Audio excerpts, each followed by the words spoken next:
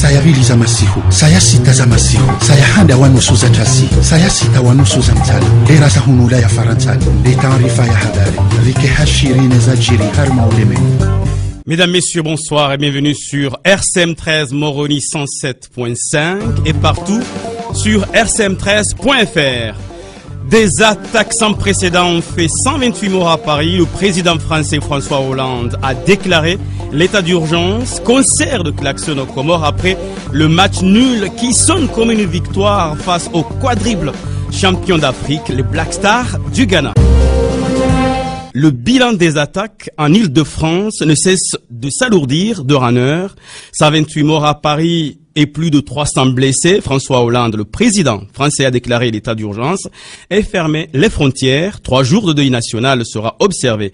Ce week-end, les écoles et universités de la région parisienne ont été fermées et le président français qui s'adressera lundi au Congrès était au Stade de France où il a dû être évacué d'urgence et vers 23h, il s'est adressé au peuple français. Dans ces moments si difficiles, et j'ai une pensée pour les victimes, très nombreuses, pour leurs familles, pour les blessés.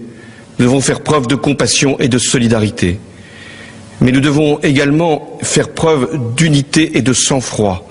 Face à la terreur, la France doit être forte, elle doit être grande, et les autorités de l'État fermes. Nous le serons. Nous devons aussi appeler chacun à la responsabilité.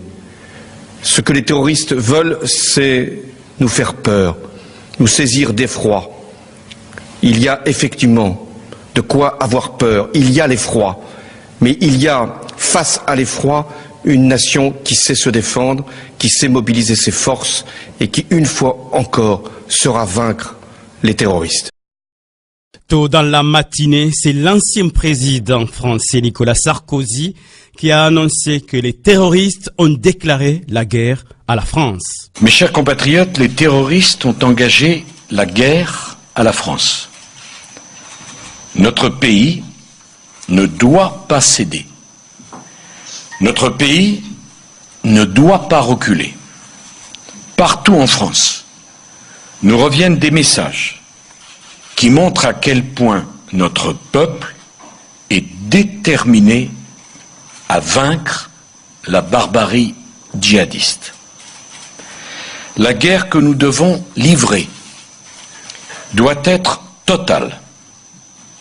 Notre devoir est de prendre en compte l'extrême gravité de la situation et d'en tirer toutes les conséquences en termes d'action. Vous écoutez RCM 13 Moroni 107.5.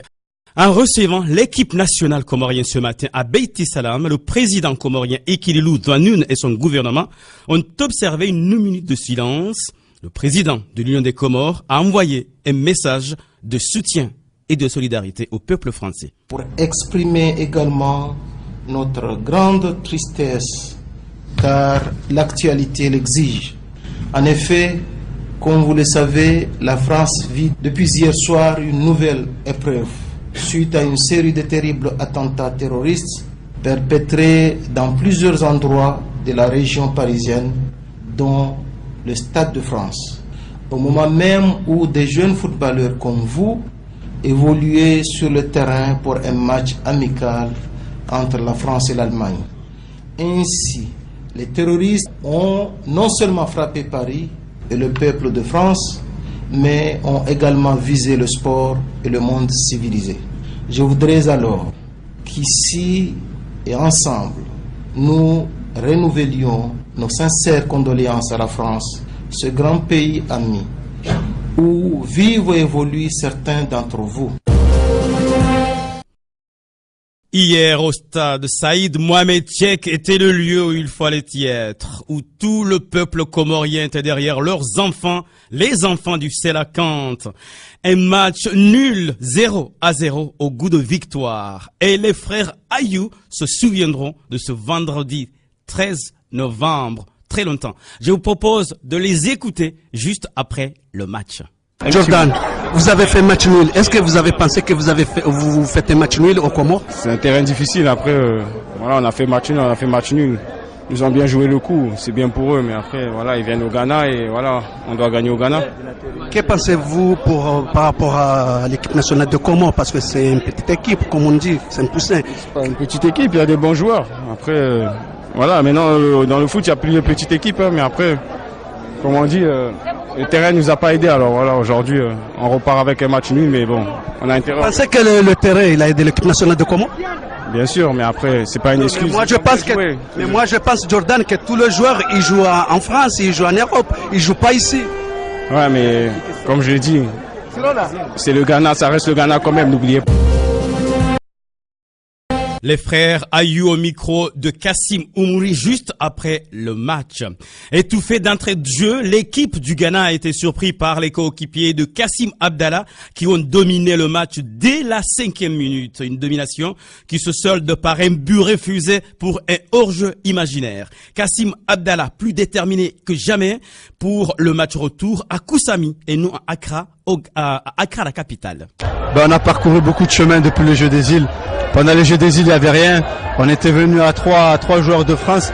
Aujourd'hui, je suis fier de voir que l'équipe elle a évolué. On a un bon staff, on a une bonne équipe et on progresse petit à petit. L'équipe des Comores, au niveau international, elle se fait connaître. Et nous, c'est notre plus grosse fierté de représenter les Comores. Aujourd'hui, on a montré qu'on était une bonne équipe. Après, c'est pas fini, il y a le match retour. Mais aujourd'hui, on a montré à tout le monde entier qu'on existe.